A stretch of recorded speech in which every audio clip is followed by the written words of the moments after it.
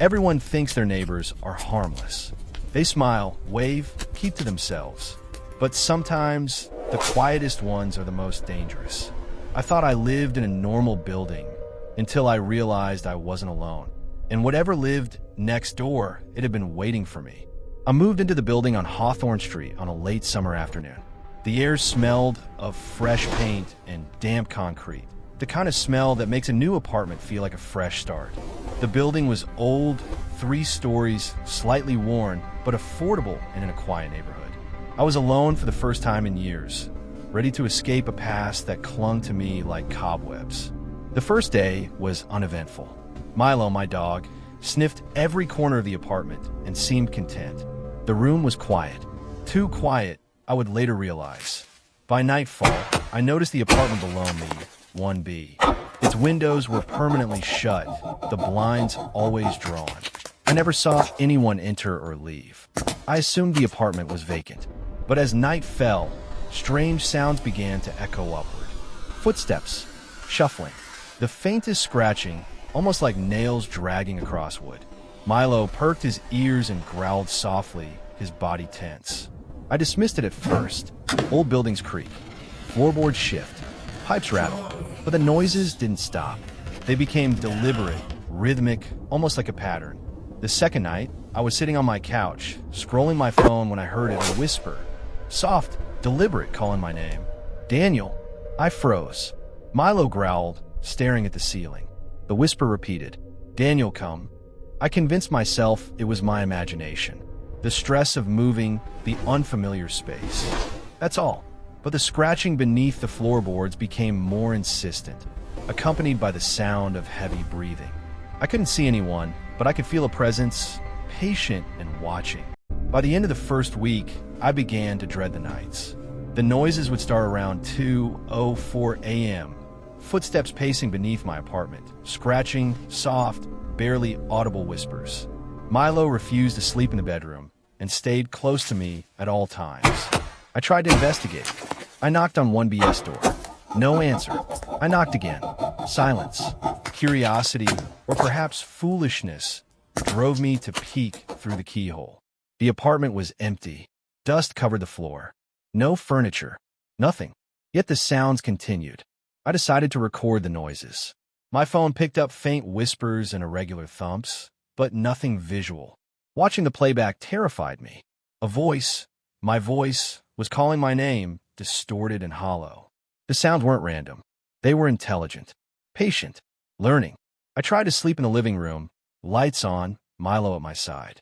But the whispers followed me. Sometimes I could hear them through the walls during the day, faint and almost inaudible, but always there, always watching. One night, the activity escalated. The floorboards above 1B lifted slightly, as if something beneath was trying to push through. Shadows twisted across the ceiling. Then the whisper came, directly in my ear. Daniel, come down. I froze. The command was urgent, insistent. Something wanted me in that empty apartment below.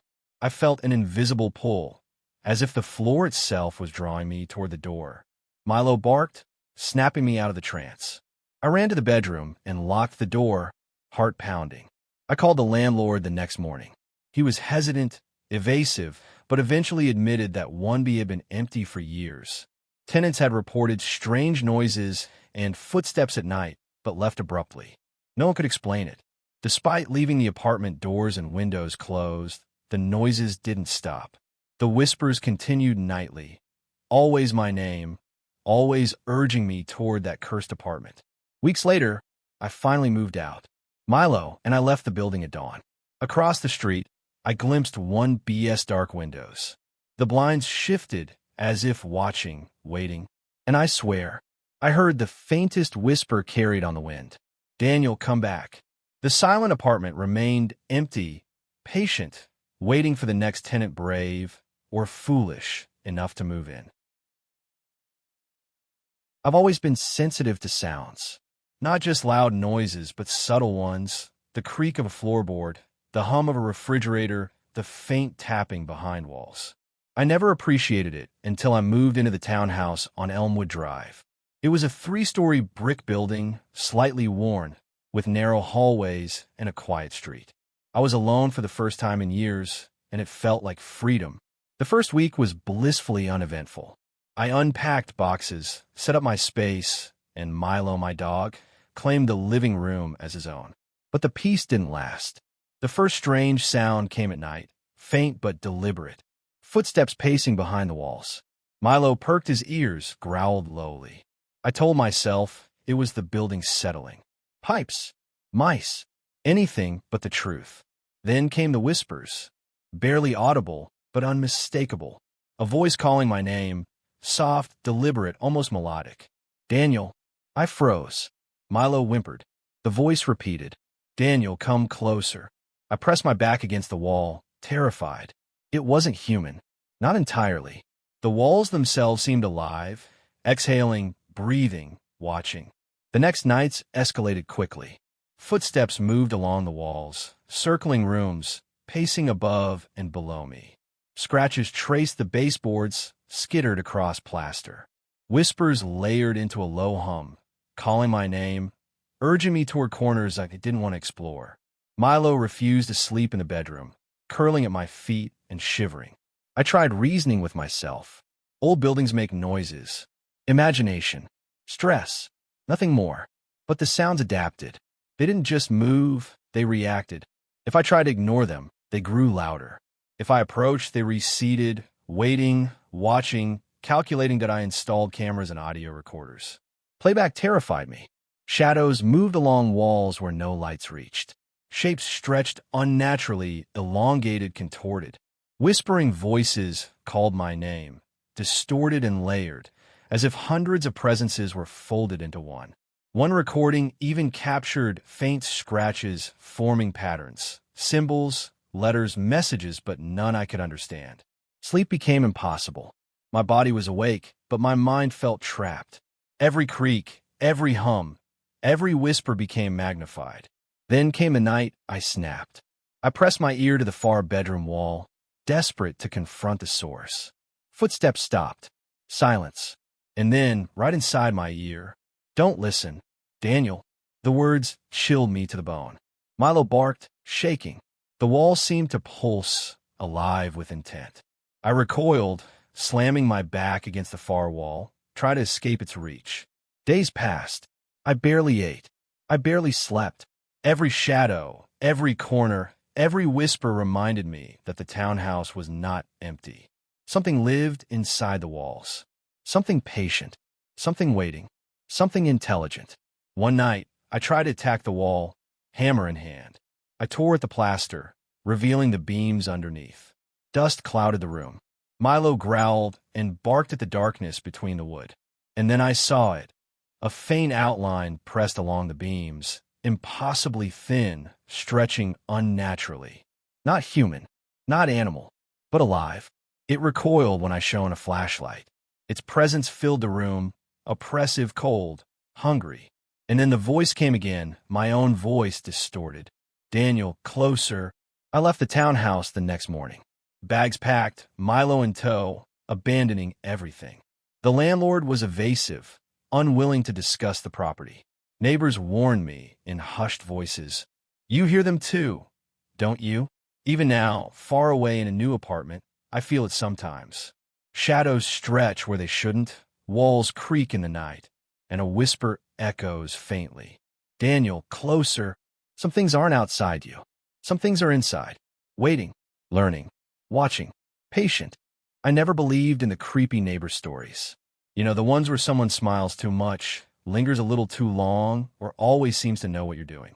That was until I moved into Pinewood Lane, into a small townhouse with a narrow driveway and perfectly trimmed hedges. Everything looked normal. Too normal. My neighbor, Mr. Grayson, lived directly next door. He was elderly, always impeccably dressed in pressed slacks and buttoned shirts, and had the kind of smile that never quite reached his eyes. The first day, I waved. He waved back, lingering just long enough to feel uncomfortable. I brushed it off. Old man, lonely, harmless. The first week went smoothly. I unpacked, arranged the apartment, and tried to settle in. But I started noticing subtle things. Footsteps outside my door, shifting shadows in the narrow hallway, curtains twitching when no breeze existed. Mr. Grayson seemed to appear wherever I was, checking the mail, sweeping his porch, taking a late-night walk, even when I swore I hadn't seen him move. I began to feel watched, not in the typical neighborly sense, but with an intensity that made my skin crawl. The first real warning came one night. I was cooking dinner when I smelled smoke. Milo, my dog, growled at the wall. I checked everything. No flames, no burnt food. And then I heard it, a voice soft and deliberate, coming from the thin wall separating our apartments. You shouldn't be in the kitchen right now. I froze. Milo whimpered. I turned toward the wall, irrational fear gripping me, but there was nothing. I told myself I was imagining it. Days later, I attempted to confront Mr. Grayson. I knocked on his door. He opened it almost immediately, smiling. You knew, he said softly. I like to know my neighbors. I forced a polite smile. Yeah, settling in. He tilted his head. I know where you've been. I know what you do. I laughed nervously. Okay. He didn't respond. Just watched, lingering, unsettling. That night, I couldn't sleep. Milo refused to enter the bedroom, crouching at the doorway and staring at the wall. The noises started shortly after. Footsteps pacing outside my bedroom door. Whispering coming from the walls. Shadows moving unnaturally. My own name whispered in distorted tones. Sometimes it was Mr. Grayson. Sometimes it was something else entirely. Something inhuman. I installed cameras. I recorded audio. The footage was terrifying. Shapes moving behind walls. Shadows elongating and twisting. Whispered voices layering over themselves. And always the sense that I was being observed, not just by him, but by the building itself. One night, around 2:07 a.m., the whispering escalated. Footsteps moving behind the walls. Scratches along the baseboards. And then, Daniel opened the door. I froze. The voice was layered, distorted, as if hundreds of presences were folded into one. Milo barked frantically. I pressed myself against the far wall. The door handle rattled. Something was trying to get in, or was inviting me out. I refused. The handle twisted, stopped, twisted again. Then silence. The apartment felt empty, yet alive. Watching. Waiting. I packed everything the next morning. Milo and I fled Pinewood Lane in a panic. Across the street, I glimpsed Mr. Grayson standing in his window. Shadows twisted unnaturally behind him. His smile never changed. Watching. Patient. Weeks later, I called the landlord. He denied that Mr. Grayson had ever lived there. No forwarding address. Nothing. But know what I saw. I know what I felt. That townhouse remembers. That neighbor remembers. Even now, far from Pinewood Lane, I feel it. A presence. Watching. Waiting. Learning. Shadows in corners. Whispers in walls. And sometimes, when the lights flicker, I hear it clearly. Daniel, I'm still watching. Some neighbors aren't just friendly or nosy. Some know too much. And some are not entirely human.